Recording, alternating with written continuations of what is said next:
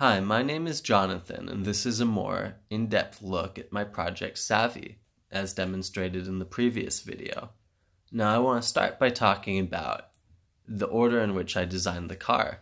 I started by working on how to use joysticks over ADC. I started with one joystick, programmed it to go left and right, forward and back, and have variable speed, but I was ultimately unsatisfied with the amount of control I could have when I was just using the one joystick.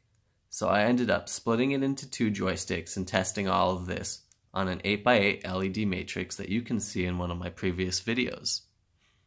Once I had that down, I then got this smaller breadboard that you see here, about the size of a controller, mounted a battery to the back, and then began testing it with the RF transmitter that you see right here, in green with the little circle. Now, it didn't work at all, so my next step was to actually plug in wires and control it using UCR over the wires. That still didn't work, and after a lot of development, I eventually solved the software issue with that, tested it over wire, and then once again attempted to get it going over RF. And as seen in my previous video, it worked flawlessly. But once I actually introduced the DC motors and the H bridges, a lot of noise was introduced to the signal, so I could no longer fully control the other device.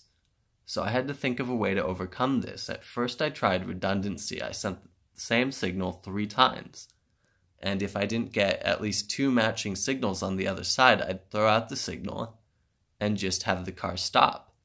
This caused a lot of stopping, which led me to realize that there was a lot of issues with the signals being received. So in order to overcome this, instead of having the car stop, I had it continue doing the previous thing that the car agreed on doing.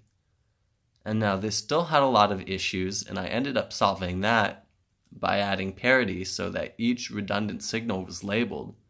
And if the first one being received wasn't the first one being sent, and therefore for the next one the second and the third the same, I would actually throw those out and wait and not do anything with the car until I got the first signal received was the first signal sent. And from there that reduced a lot of the issues and allowed me to have nearly complete control of the car. In the future, I would further overcome this by using an RF transmitter and receiver that have built-in error detection correction technology. As I realized, you can't solve all your problems through software. Sometimes it's better to do it through hardware, even if it is more expensive or difficult. It will be better in the long run.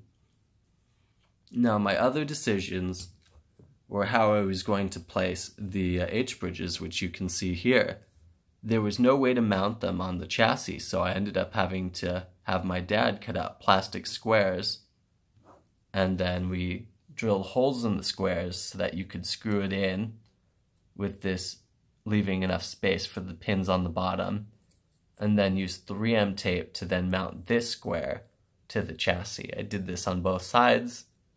It made a lot of difference because before the movement of the H-bridges was causing issues with the signal as well. Another design decision was to only use one ultrasonic sensor and mount it on the front. I decided it was more important, if I was only going to do one, to stop the car from hitting an object in front of it than, say, the sides or the back. Overall, I'm really proud of how the project came out. I tried to have the cables managed pretty well so that it's not a total mess. I know it still doesn't look pretty, but it's a lot cleaner than it was initially. And the car really does what it's supposed to. Easily stopping, turning when I want it to.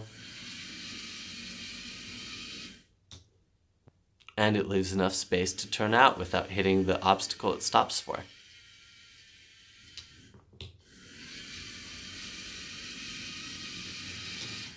It's also fast enough to scare my dogs. Anyways, thank you for watching.